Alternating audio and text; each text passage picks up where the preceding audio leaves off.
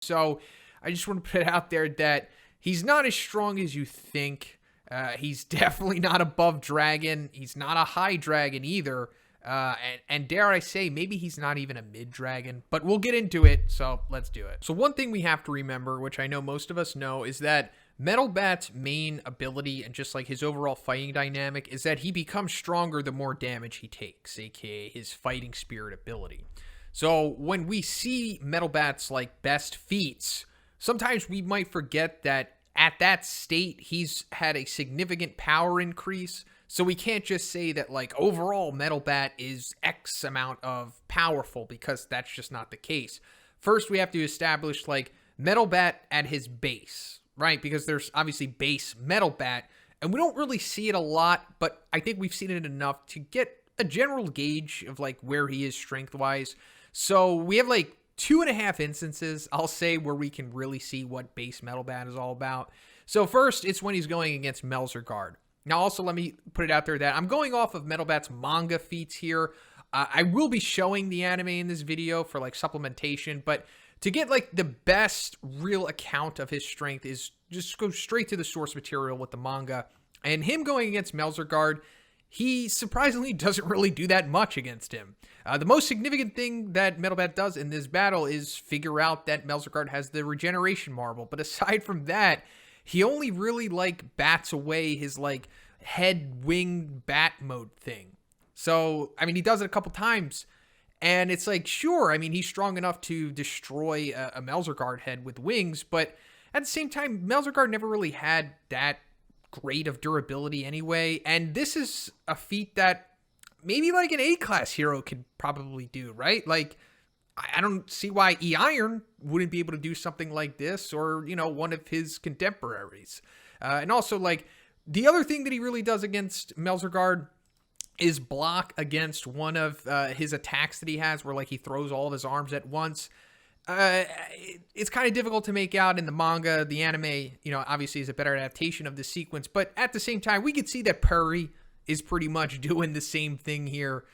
So still not elevating him to a level that I would consider above, you know, like base level S-class. So the other base level Metal Bat stuff that we see is when he's able to take down those two, which I'm pretty sure tiger level monsters. He takes them out, no problem. They're tigers. So this is another thing that A-class level dudes could probably do as well.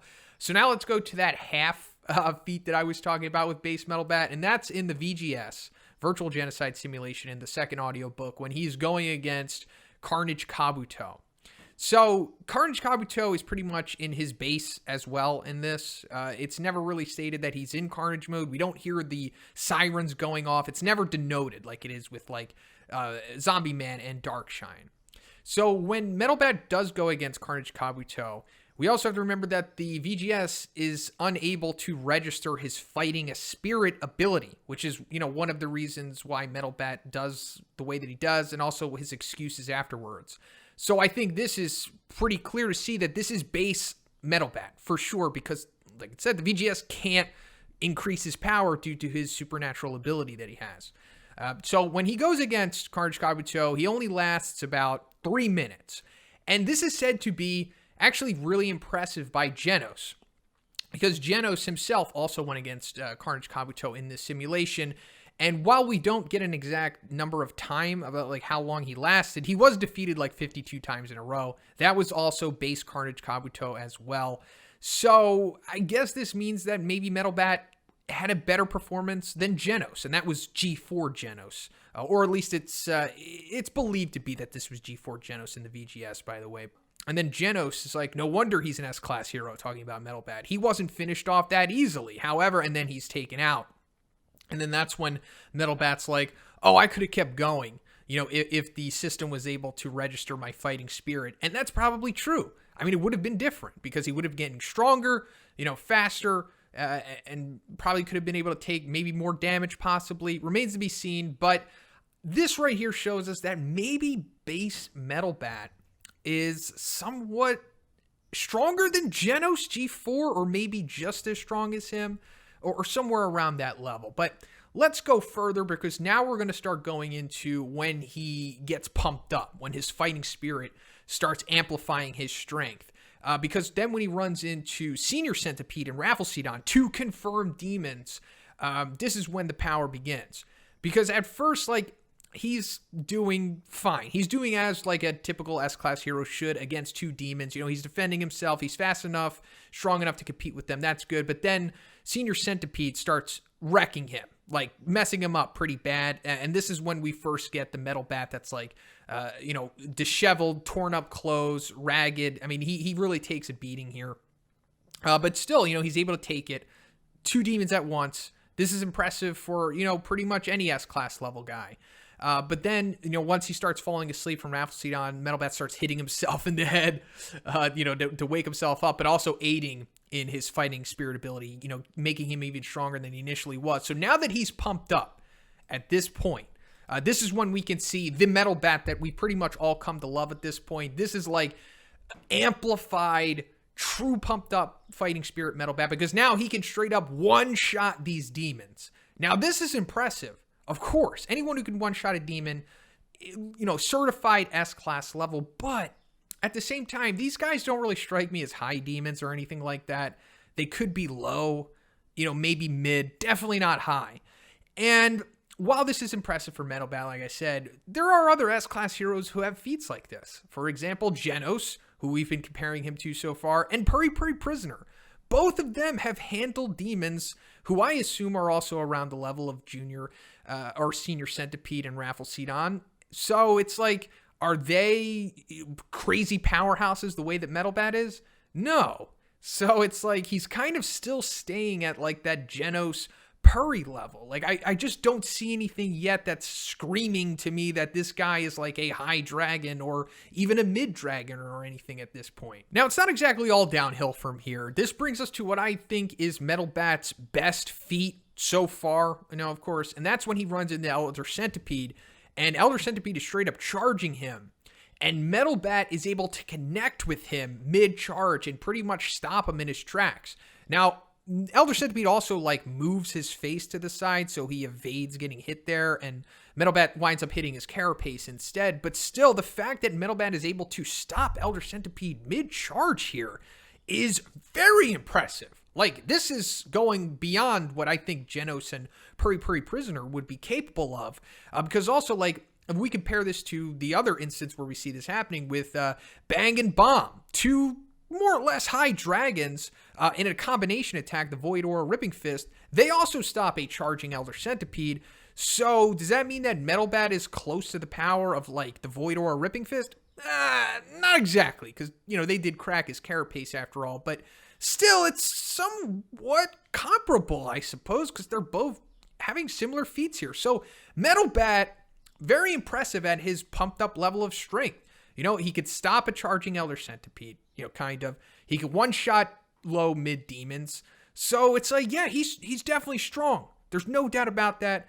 And then, you know, Elder Centipede knocks him away, flies him into a building, just further showing his durability is impressive. We already knew that. We already knew, you know, that's Metal Bat's thing. He's super durable, and he has a very impressive level of endurance. Like, he can just keep going and going and going.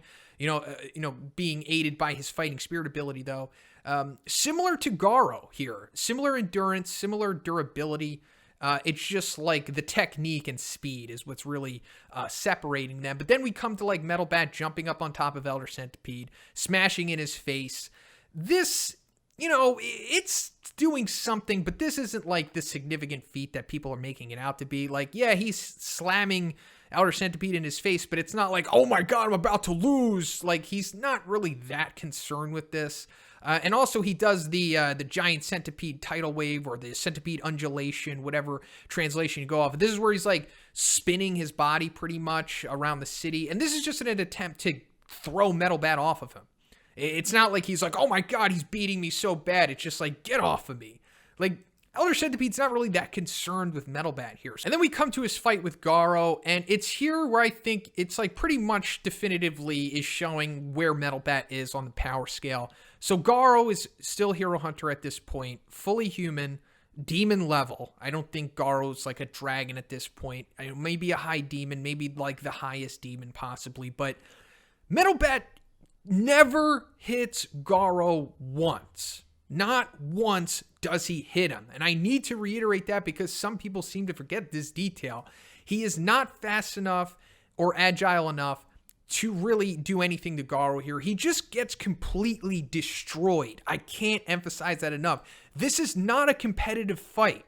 Now, I know it goes back to us all liking Metal Bat. We want to see him succeed.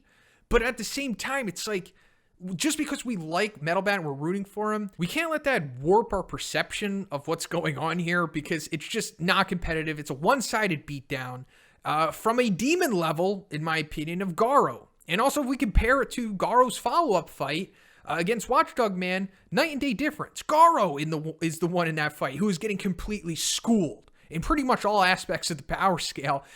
Strength, speed.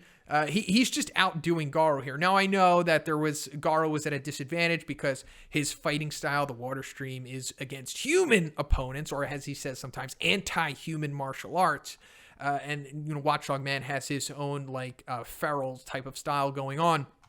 And that's also why Metal Bat did so poor in this fight, because he's not equipped to go against someone with the skill set of Garo. I get it, but still, it's like Metal Bat, even if he's not skillful enough to defend himself against a martial artist like this, that's still not enough. He still doesn't have the speed. He doesn't even have the durability to keep up with Garo here, because that brings us to the end of the fight when Garo does that Hadouken type double palm blasting. Metal Bat is done here. This is Metal Bat straight up being defeated, in my opinion. And let me reiterate, demon power here. So imagine if this was a dragon or something. Metal Bat would be completely defeated at this point. And that brings us to the really contentious end result of the encounter between Garo and Metal Bat. I have to bring it up, of course, we have to address it, and it's that Metal Bat is about to hit Garo, coming back from defeat, and then Zenko stops the fight, and then we never see what happens. So this is significant. It is. If you just see, the impact that it would have had, the area around Garo and Metal Bat is, completely blown away by, the force that Metal Bat is coming down with his bat here. The ground is kind of cracking. This was a crazy powerful blow that he was about to deliver to Garo, because we also remember, this is the absolute peak of Metal Bat's power right here. He has never been this strong so far in the series, because this is the most damage he's taken. This is the most pumped up he's ever been. And even Murata, who is just the artist of the manga, not the writer, not the creator, he says that if this were to connect with Garo, Garo would have died. And I think that's probably true. Garo kind of echoes this sentiment himself, in the manga, because he's if he would have hit me for real, even once, it might have ended ugly. But he didn't, and that's where I kind of end with it as well. He didn't hit Garo. So it's shoulda, coulda, woulda, maybe he would have, maybe he didn't, but he didn't. So it's we can't just say that, just because he could have doesn't mean that we should say that he is as strong as if he did, if that makes sense. And also, even if we go to the levels of strength that he shows when he's really pumped up, when he's swinging at Garo and he breaks the ground and the building starts to crack and everything. Yeah, this is good level of power, but it's nothing that we haven't seen from, let's say, a demon like Deep Sea King. Deep Sea King can break buildings as well, and he's not pumped up. He was just at his dry base form. So it's okay, do we really want to put that much on this one feat for Metal Bat? I think the Elder Centipede thing is way more impressive. Something that I don't think Deep Sea King could probably do. But, also, if we go deeper into the speed, Murata said that he's not as fast as Sonic, which I think goes without saying, but it just further, confirming that, okay, so he's slower than G4 Genos, because G4 Genos obviously was able to keep up with Sonic. And then, as we saw him going against Garo, didn't really work out that well. So all of this together, nothing has shown me that Metal Bat is any higher than, Low Dragon.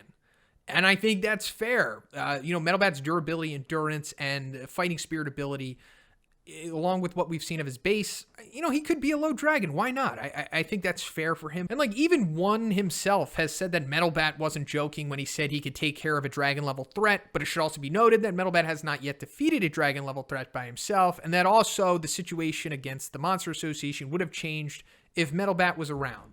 So there's that straight up confirming that he can beat dragons and is a dragon himself. I would say yes and no. I'm saying, yeah, he's maybe a Low Dragon, and I think Metal Bat could probably defeat one of the cadres. I don't see why not. I mean, maybe he could take down like Homeless Emperor or Gums or Fear Ugly, possibly, but it's not going to be easy. It's going to push him to high diff to be able to take them down. And that also, I still don't think is pushing him any higher than what like a low dragon would be. I mean, maybe he's a mid, maybe, but I just can't really give him too much credit here just because we haven't seen enough. But there is one more thing that I want to touch on, and I'm going to have to go into webcomic spoilers for it. So if you don't want to know what's going to happen, I suggest you check out now. So the last thing I want to touch on is the little excerpt that it says about Metalbat in the data book. When it says that when the intensity of Metalbat's anger reaches its maximum, his power approaches infinity. So what does that mean? Your guess is as good as mine. It sounds like typical, Japanese stuff being translated to English. It gets kind of funky sometimes, and I'm sure that there's an updated translation to this, which probably makes more sense, but this is the one that I have. And so, a lot of people put a lot of weight on this, saying that like, oh, this shows that he is above dragon or can become above dragon, and maybe not. I'm thinking that this just means that like when his fighting spirit ability is pushed to the max, pretty much like way more probably than what we've seen against him, against Garo, then maybe he can become like high dragon, above dragon at that point. And it could also mean that maybe he just might be able to manually remove his limiter with his ability. You know how like Garo and Saitama did. Like imagine like when Garo was going against Metalbat, how far that was pushing him to the point of where his limiter was breaking. Maybe Metalbat could do something similar, if you just push him far enough. I think that's fair to say. And also, I think that this is probably the truth. I think this is telling us that Metalbat in the future will become, maybe above dragon in power or something like that. And I say that because the data book has kind of spoiled us on some other future bits of the story. Like, for example, with My Mask. It told us about a My Mask's history in the data book, like 5 years before it was revealed pretty much. Like with the whole thing about him being a masked hero in the beginning and how he worked up and then eventually took his mask off. And it also told us like how Zombie Man was able to fight monsters for like days at a time. So if we're comparing that to this, I think it's fair to say that, why wouldn't this turn out to be true as well? And also goes back to the statements that one said about him, like he's not joking around with the dragon level threat and the situation would have changed. I think something big is going to happen with Metalbat to where he's going to become maybe one of the strongest characters in the series. I don't doubt that, but right now it's not the case. And we haven't seen enough evidence other than speculation off of this to support that. So yeah, I mean, he's just a low dragon to me until further notice. So let me know what you think about this. Let me hear your comments, your thoughts. But if you liked the video, if it entertained you, please give it a like. I also have a Patreon. It gives you access to a weekly Q&A. And if you haven't already, please subscribe as well. Have a great day, and I'll see you in the next one.